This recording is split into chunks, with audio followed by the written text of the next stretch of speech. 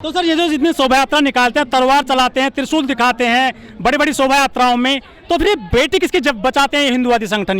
ये साहब बेटी किसी की नहीं बचाते, ये सिर्फ और सिर्फ सत्ता की मलाई खाते हैं। अब ये हमारे बच्चों को सोचना होगा, जो SC ST क्या समाज में SC ST OBC के जो हमारे बच्चे हैं, जो तलवारें चला रहे हैं, जो शोभा यात्राएं निकाल रहे हैं, जो रैलियां निकाल रहे हैं, जो जुलूस निकाल रहे हैं, उनको इस चीज को समझना पड़ेगा कि आप कांवड़ तो ढो रहे हो, लेकिन जब आपकी बहन बेटियों की बात आती है, तब ये जो धर्म के ठेकेदार हैं, क्या ये लोग तब आपका साथ देते हैं? तब ये आपका साथ नहीं देते, तब ये हिंदू हो जाते हैं, तब ये सरकार के पक्ष में बैठ जाते हैं, तब ये कहते हैं कि भाई तू दलित है।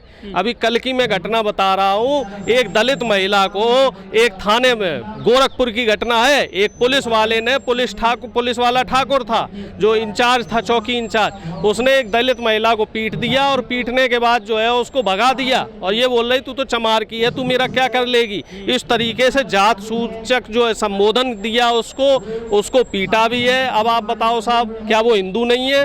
क्योंकि ब्रजभूषण से इन्हें वोट मिलना है, इस वजह से ये लोग उसको बचाने में लगे हुए हैं। चिन्मयानंद से वोट मिलना है, इसलिए उसके ऊपर बलात्कार का केस हटा दिया।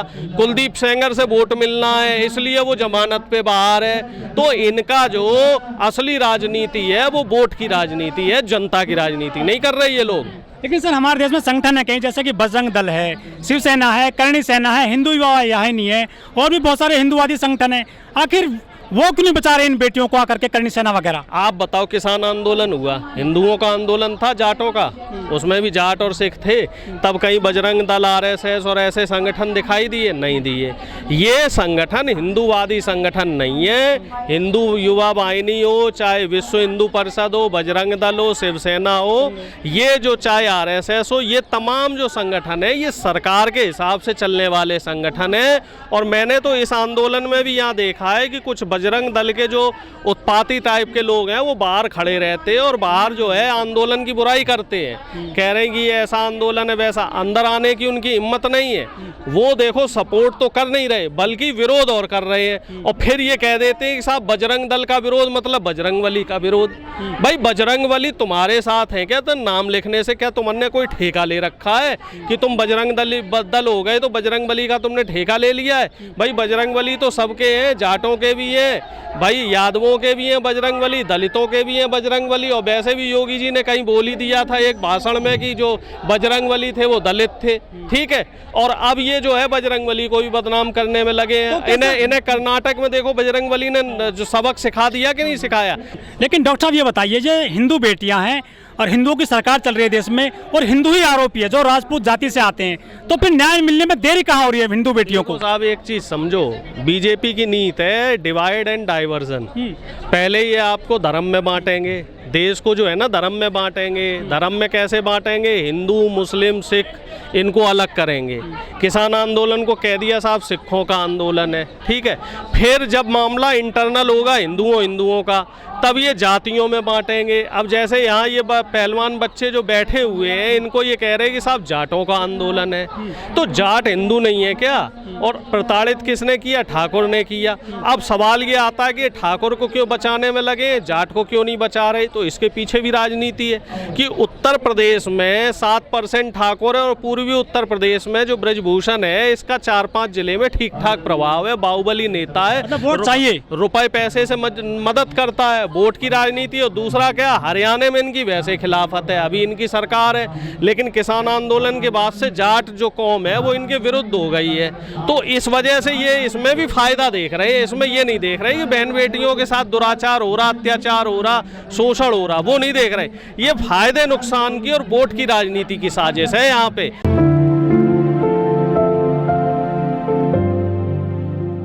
FIR लिख गई है, ब्रजभूषण का इस्तीफा भी हो ही गया एक तरीके से, वो जो कुश्ती संघ है भंग कर दिया गया है। तो आधा काम हो गया है, आधा काम भी हो जाएगा, थोड़ा समय जरूर लगेगा, क्योंकि हमारी जो सरकार है इस समय वो ऐसी सरकार नहीं है जो आसानी से आपकी बात सुन ले। आपने भी देखा होगा कि तमाम आंदोलन यहाँ हुए हैं, चाहे SC ST एक्ट को लेके एक आंदोलन हुआ था, वो भी आपने ध्यान दिया होगा। उसमें भी जब कई लोगों की जानें चली गई तब सरकार ने सुनी। फिर उसके बाद ये किसान आंदोलन हुआ, वो भी 1 साल से ज़्यादा चला, 13-14 महीने चला, तब जाके जो है सरकार ने माना कि हाँ भाई कानून काले थे और जो है माफ़ी मांगी सरकार ने। तो यहाँ भी थोड़ा समय लगेगा, मुझे लग रहा है 1 आध महीना और लगने की उम्मीद है, क्योंकि सरकार जो है और भी कई उसमें फंसी हुई है, तुष्टीकरण में फंसी हुई है, अपने नेताओं को भी बचाना है साहब, है ना, तमाम तरह की चीज़ें हैं। तो अब भी ये लोग बाज आ जाएं और जो है बजरंगबली और श्री राम इनको बदनाम करना छोड़ दे, नहीं तो इनके लिए ठीक नहीं होगा। लोग जी तो पैर छूते हैं नवरात्रों में बहन बेटियों के। सिर्फ पैर तब छूते हैं जब उन्हें वोट चाहिए होते हैं। अभी उन्हें वोट नहीं चाहिए, इसलिए वो पैर नहीं छू रहे, इसलिए जो है उनका देखो आप शोषण कर रहे हैं, अपने मंत्रियों से जो है शोषण करवा रहे हैं। जब वोट का समय आ जाएगा तो पैर छुएंगे, पैर धो धो के पिएंगे। अमृतकाल चल रहा है तो क्या बहन बेटियों के आरोपी गिरफ्तार नहीं होंगे? बिल्कुल सही बात कही, अमृतकाल चल तो रहा है, लेकिन अमृतकाल किसके लिए चल रहा है ये भी देखो। अमृतकाल चल रहा है बीजेपी के लोगों के लिए, और विषकाल चल रहा है हम जैसे लोगों के लिए। हम जैसे लोग जो रोजगार के लिए परेशान है, महंगाई की मार झेल रहे हैं, भ्रष्टाचार से परेशान है, हमारे लिए तो साहब ये मंदिर बन रहा है सर।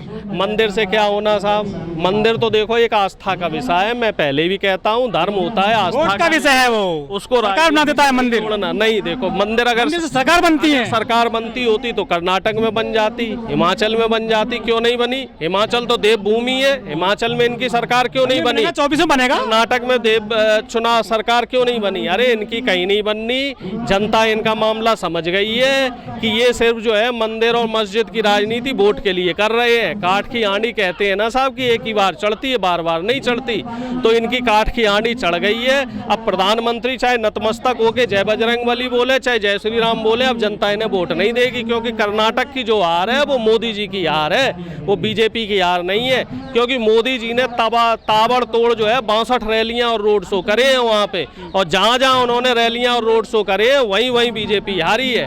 तो अब चीज जो है बीजेपी को भी समझनी पड़ेगी। 9 साल का समय हो गया है, जनता आपका रिपोर्ट कार्ड मांग रही है, आपने क्या काम किया क्या नहीं किया।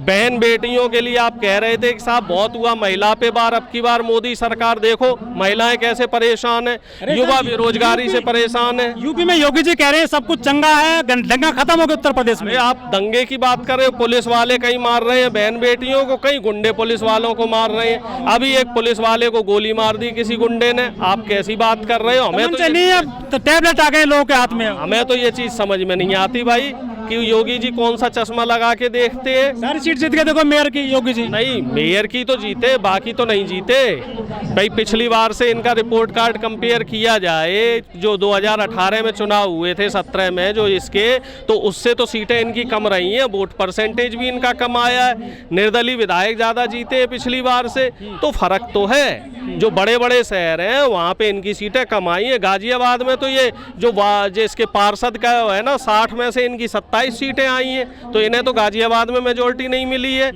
तो इस तरीके से सिस्टम जो है अब जनता समझ रही है। क्या ये लड़ाई जाट वर्सेस राजपूत की होती जा रही है उत्तर प्रदेश में? नहीं साहब, ये लड़ाई जो है देश की नस्ल और फसल की बेटी की लड़ाई है। इसमें जाट और राजपूत का जो एंगल है ना, वो सब बीजेपी वाले डालने की कोशिश कर रहे हैं, लेकिन बीजेपी वालों की यहाँ पे जो जाति की जो राजनीति है वो यहाँ नहीं चलेगी, यहाँ इनकी वोट की राजनीति भी नहीं चलेगी, क्योंकि यहाँ इनको जो समर्थन है, बेटियों को समर्थन देने वाले लोग हर जात और बिरादरी के लोग आ रहे हैं, यादव भी आ रहे हैं, ठाकुर भी आ रहे हैं, सभी समर्थन दे रहे हैं। लेकिन सर यहाँ पे कुछ असर पड़ रहा है यहाँ बैठने सरकार पर, लगता है आपको? देखो दिल्ली में तो असर पड़ेगा, दिल्ली में आप रहेंगे, दिल्ली से न्याय नहीं मिलता जंतर मंतर से, दिल्ली से पूरे देश में आवाज जाती है, न्याय मिलेगा, जरूर मिलेगा साहब। काम रुक नहीं रहा है, कोई असर नहीं पड़ रहा। रुकेगा क्यों नहीं साहब? कर्नाटक में सरकार रुक गई, आप कह रहे हो कर्नाटक में प्रधानमंत्री जी का विजय रथ रुक गया, आप कह रहे हो कि काम नहीं रुकेगा।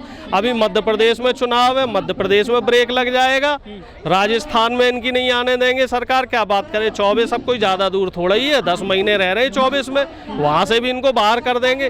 भाई दिल्ली में तो आंदोलन होना बहुत जरूरी है, क्योंकि दिल्ली में तमाम मीडिया हाउस है, दिल्ली देश की राजधानी है।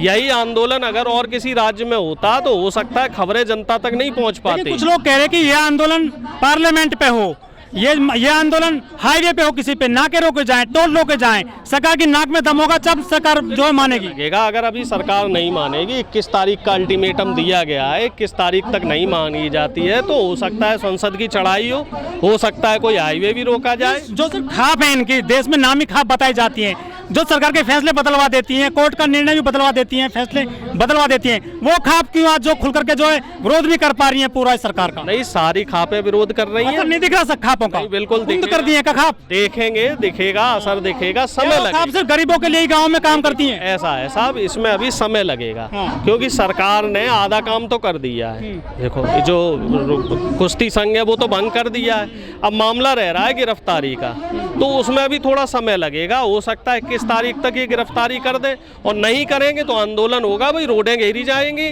संसद की चढ़ाई की जाएगी। जंतर मंतर से संसद दूरी कितना है? 2 किलोमीटर है, यहाँ से सीधा संसद की चढ़ाई। पीएम साहब तो मुंह नहीं खोल रहे हैं। पीएम साहब नहीं खोलेंगे मुंह। देखो पीएम साहब ने कि तो मुंह में दही जम गई है। कहीं अडानी का मामला हो तो पीएम साहब नहीं बोलेंगे, युवा के बेरोजगार का मामला हो तो पीएम साहब नहीं बोलेंगे, बहन की सुरक्षा का मामला हो तो नहीं बोलेंगे, किसानों की एमएसपी का मामला हो तो नहीं बोलेंगे। पीएम साहब कब बोलेंगे? जब चुनाव आ जाता है तभी बोलेंगे, या फिर उन्हें